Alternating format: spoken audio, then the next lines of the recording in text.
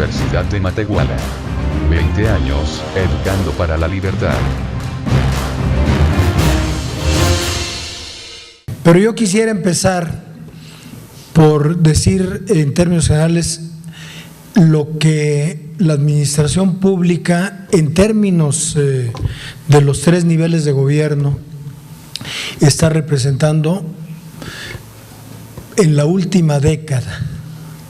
Vamos a poner de 2006 para acá, aunque en el año 2000 entra, en el año 2001 entra en vigor la primera ley de transparencia y empieza a obligar a abrir un poco más el ejercicio del gasto público. Pero realmente de 2006 para acá vienen cambios que son muy sustantivos y que se dan derivados de acontecimientos que son del todo conocidos, al menos de la mayoría de ustedes, de sobreendeudamiento de estados, de sobreejercicio de muchos otros, de excesos de funcionarios, de una gran cantidad de detalles que van obligando de una participación más activa de la sociedad civil y de los partidos políticos y de las organizaciones políticas y de las organizaciones civiles en todo lo que es el quehacer público. Esto obliga a que los órganos que emiten las leyes, la Cámara de Diputados, la Cámara de Senadores y a nivel local las cámaras, los congresos locales, tengan que ir adecuando su normatividad a lo que la sociedad y las circunstancias están reclamando. Entonces empezamos por una ley de transparencia muy imperfecta que le toca a la 58 legislatura y de la cual yo fui parte y que se ha venido mejorando y que ahora en mayo de 2006 entra con una plataforma ya mucho más rígida donde prácticamente hay que mostrar la agenda de los funcionarios, los compromisos hasta de con quién comiste, cuál fue el motivo de la comida, a qué fuiste a México y qué fueron los resultados de tu reunión, y ha ido acotando todo esto para bien. Después, en el año de 2006, la ley de presupuesto, contabilidad y gasto público, que era una ley que pretendía ya normal el contenido de las cuentas públicas, obliga a un manejo del presupuesto público y un manejo de la información pública también mucho más importante.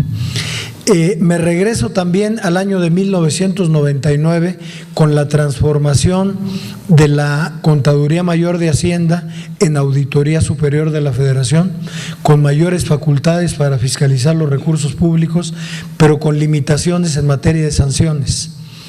Es decir, había más posibilidades de ver qué se estaban haciendo con los gastos, pero no había posibilidades de sancionar el mal uso de esos gastos.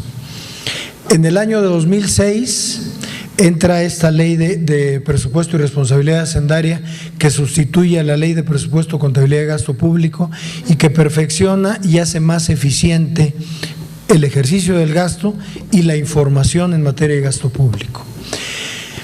En el año de 2009, esto a nivel federal, en la ley de presupuesto y responsabilidad hacendaria solo regía a nivel federal, pero en el año 2009 se da un brinco ya importante y ya se crea la ley de contabilidad gubernamental de aplicación para estados y municipios y de aplicación para todas las instancias de gobierno. Esta ley homologa la información contable y la información financiera para que todo mundo tenga no solo la obligación, sino el catálogo que permita que los registros contables y los registros de presupuesto se den igual para todos y se pueda interpretar cómo se está contabilizando y qué afectación está teniendo en el ejercicio del gasto todo esto.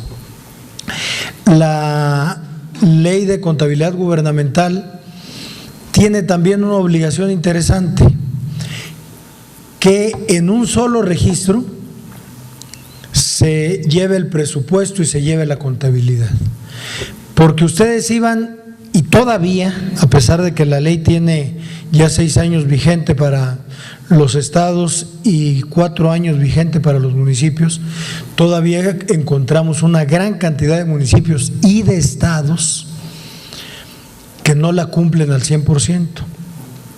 La ley obliga a que el registro contable y el registro presupuestal se hagan en una sola operación.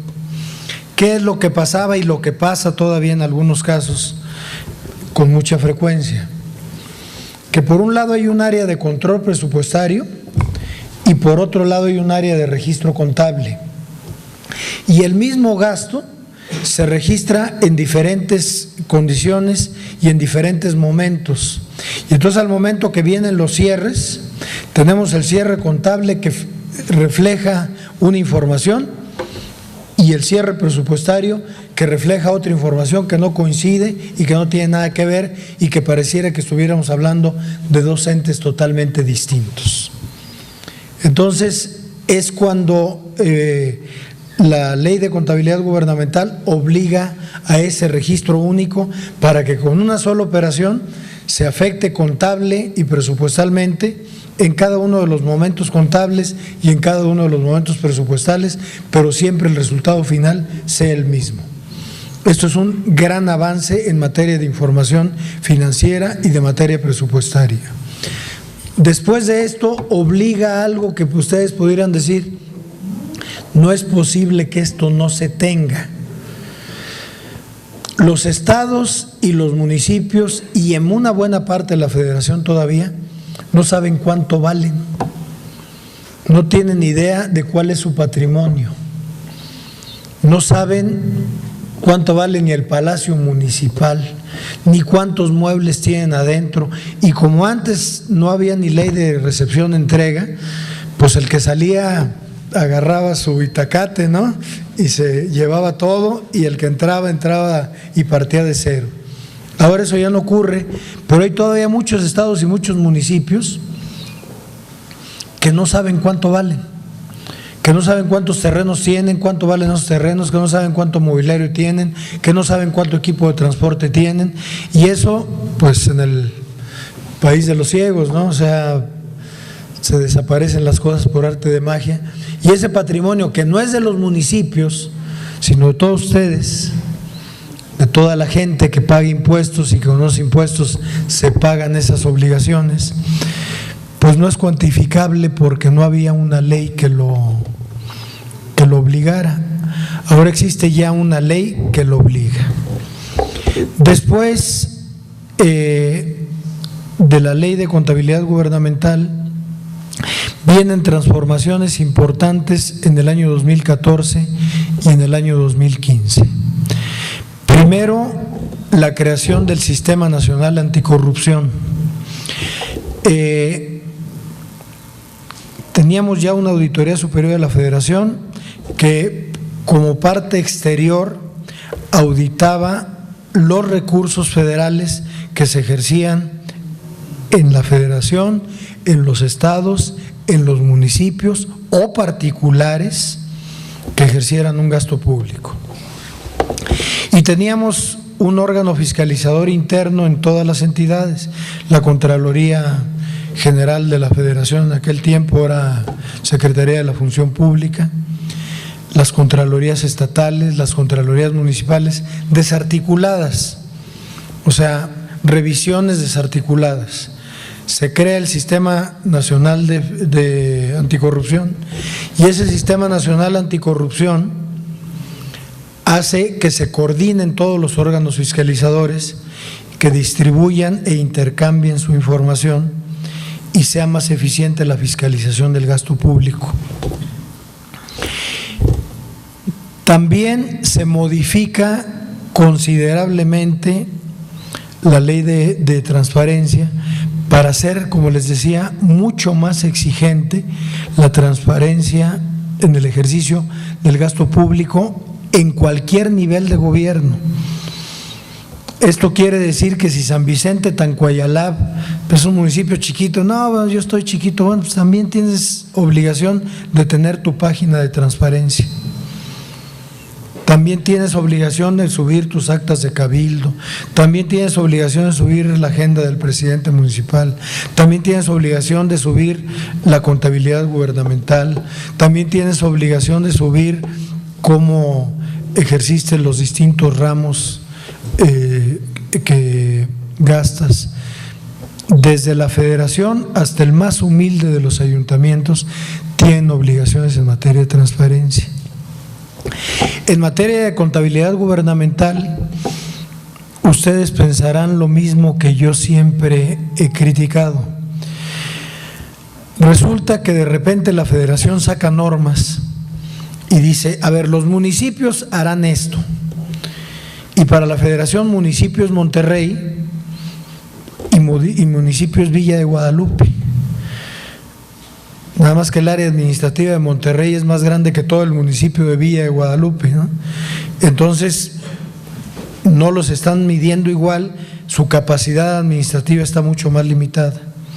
Bueno, las nuevas leyes ya contemplan las capacidades administrativas de cada uno de los municipios. Entonces, un municipio de gran capacidad administrativa presenta sus páginas de transparencia en los mismos términos que los presenta un estado y todo. Pero un municipio chiquito presenta sus páginas de transparencia simplificadas con una plataforma que se va a desarrollar a nivel nacional y que se les va a proporcionar a todos. En materia de contabilidad gubernamental también se establecen rangos. También se dice la contabilidad de los grandes estados, bueno, esa es pareja, pero la contabilidad de los grandes municipios tendrá estas características, los municipios medianos estas otras y los municipios pequeños estas otras, y les da facilidades en cada una de esos espacios. Y concluye la parte normativa con una ley que acaban de aprobar en la Cámara Baja hace 10 o 15 días, que se llama Ley de Disciplina Financiera. Esa Ley de Disciplina Financiera se contiene en dos grandes apartados: el control de la deuda pública y el control del gasto de operación. Ustedes han oído historias desagradables de sorpresas de estados que cambian de gobierno y resulta que 4,000 se fueron a 35,000 millones de endeudamiento y alteraron los requisitos que se tienen que cumplir para un endeudamiento y engañaron al banco o compraron al funcionario de la Secretaría de Hacienda, y en una serie de complicidades un estado se sobreendeudó e hipotecó generaciones posteriores y automáticamente hace incapaz su posibilidad de darle cumplimiento a las obligaciones que tiene un estado para con la comunidad. Esta ley de disciplina financiera establece ya parámetros muy claros de hasta dónde se puede un municipio y un estado endeudar en función de su capacidad administrativa, en función del manejo sano de sus finanzas, y tiene un sistema de reactivos, un sistema de semaforización donde cataloga la capacidad de endeudamiento a corto y a largo plazo. Este sistema que se llama sistema de alertas, se tiene que estar informando cada 3 meses los municipios al Estado y los estados a la Federación y la Federación a la Cámara de Diputados, para que se vaya monitoreando permanentemente cómo es que se está gastando y cómo es que se está endeudando. Para quienes no tienen mucha antecedente en todo esto, porque luego yo a veces resulto técnico al hablar y la gente dice, no sé de qué está hablando. Pues deuda es deuda.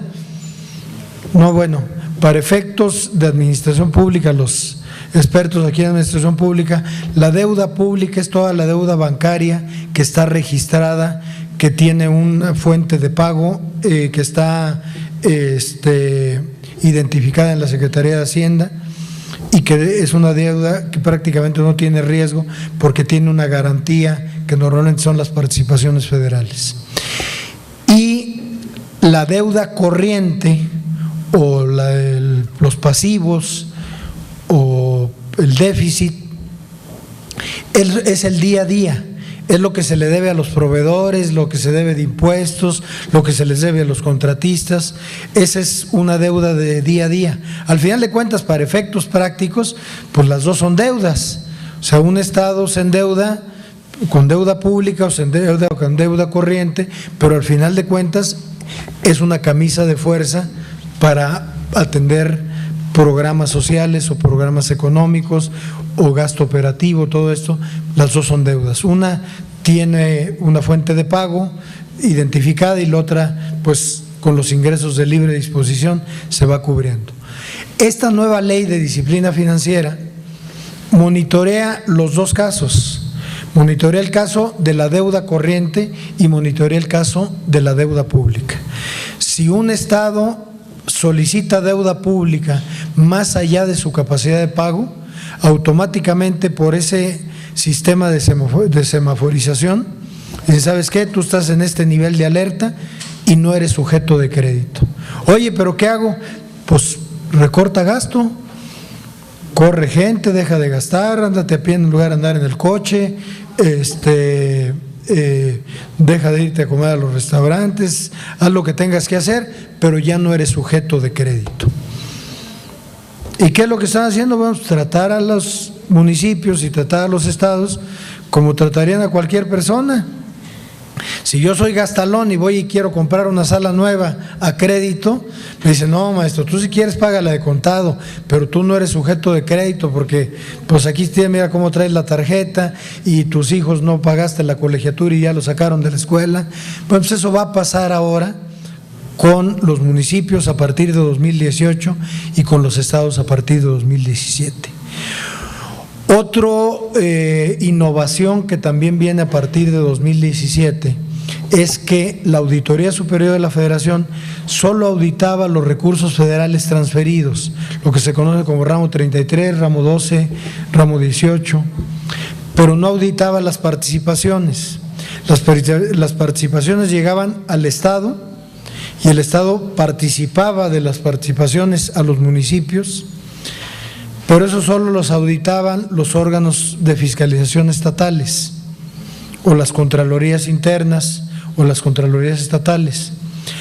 Ahora, a partir del mes de mayo, la Auditoría Superior de la Federación ya puede auditar también el ramo 28. A diferencia de las auditorías estatales, que muchas veces están viciadas, que muchas veces el partido mayoritario es el partido del gobierno, es el que pone al auditor superior del Estado y es el que le pone las condiciones y es el que le pone las trabas. La Auditoría Superior de la Federación sí goza de autonomía técnica y de gestión. Los órganos de fiscalización estatales también en términos de ley lo gozan, la Constitución se los prevé, pero no siempre se cumple esto porque siempre hay esa presión de carácter político y esa cercanía que a veces obliga a que los órganos estatales no sean tan eficientes en materia de fiscalización del gasto público. Ahora, a partir del mes de mayo, la Auditoría Superior de la Federación podrá auditar también y sancionar los recursos del ramo 28 y del ramo 33 y los demás recursos de los fondos federales, de los ramos federales que se ejercen en los estados y los municipios. Entonces, y con esto concluyo, ya si quieren empezamos a cotorrear más a gusto porque veo que están muy entretenidos todos. El círculo se cierra. ¿Con qué se cierra el círculo? Con el fortalecimiento de la fiscalización y previamente a eso con la evaluación del desempeño. Anteriormente, el ejercicio del gasto público terminaba con la presentación de la cuenta pública, que era simplemente: en esto gasté. Me diste tanto dinero o obtuve tanto dinero y lo gasté en esto. Oye, ¿y sirvió tu gasto? Pues eso no me preguntes, pero yo lo gasté. O sea, pero se cumplieron los objetivos, o sea, se abatió la pobreza, se combatió el desempleo, se evitó la mortalidad infantil, se cumplieron los programas. No, pues eso a mí no me preguntes, se pregunta a los doctores, yo nomás lo gasté y pagué. A mí no me preguntes de lo demás. No, ahora hay un sistema que marca la Constitución, que lo fortalecen sobre todo la Ley de Presupuesto y Responsabilidad Hacendaria y la Ley de Fiscalización Superior, que obligan a un apartado de evaluación del desempeño, de medir con indicadores si el desempeño del gasto público, si el ejercicio del gasto público fue eficiente o no fue eficiente, si se gastó bien o no se gastó bien. En este momento, las normas todavía no las hacen vinculatorias en la evaluación del desempeño con las responsabilidades en materia de gasto público. Es decir, estamos en ese último proceso para completar el círculo, porque dicen: oye, pues hiciste mal las cosas, ¿y qué me vas a hacer? Pues te voy a recomendar que las hagas bien. Es una llamada a misa, ¿no? O sea, si no la hago, pues me van a dar un coscorrón. No, ahora va a ser vinculatorio ya. Ahora, la evaluación del desempeño, si no se cumple con el presupuesto base resultados que se está poniendo ya, con los resultados que se establecieron, y si no se cumple con el desempeño en el que se está comprometido, se tienen responsabilidades, y son responsabilidades hasta de carácter penal. Esto viene a cerrar completamente el círculo. Transparencia, rendición de cuentas, contabilidad y presupuesto eficiente, ejercicio de gasto eficientes, ciudadanía participativa, evaluación del desempeño, presupuesto basado en resultados y disciplina financiera. En el mediano plazo, porque no van a ser, es todo un cambio de cultura en materia de gasto público, desde que se concibe hasta que se evalúa, pasando por todas las distintas etapas, una nueva práctica que pasa por un cambio de cultura, y que esa es la parte más complicada. En México, en Estados Unidos, detuvieron a un cuate en unas maquinitas en Las Vegas porque se iba a jugar y ganaba en todas las maquinitas, y las maquinitas de Las Vegas están hechas pues para que la gente pierda, no para que la gente gane. Entonces, pues le dieron seguimiento, lo anduvieron investigando y encontraron su mecánica. El cuate tenía una monedita pegada con un alambre, la metía hasta que hacía clic y luego salía. Entonces ahí estaba en friega con su monedita hasta que por fin le pegaba y salía, ¿no? Y lo agarraron. Los mexicanos somos muy ingeniosos.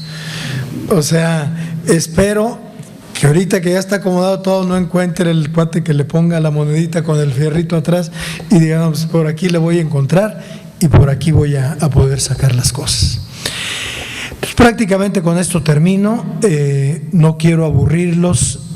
El tema de fiscalización, el tema de ejercicio del gasto público, para quienes no estamos involucrados en esto, resulta sumamente tedioso, sumamente aburrido.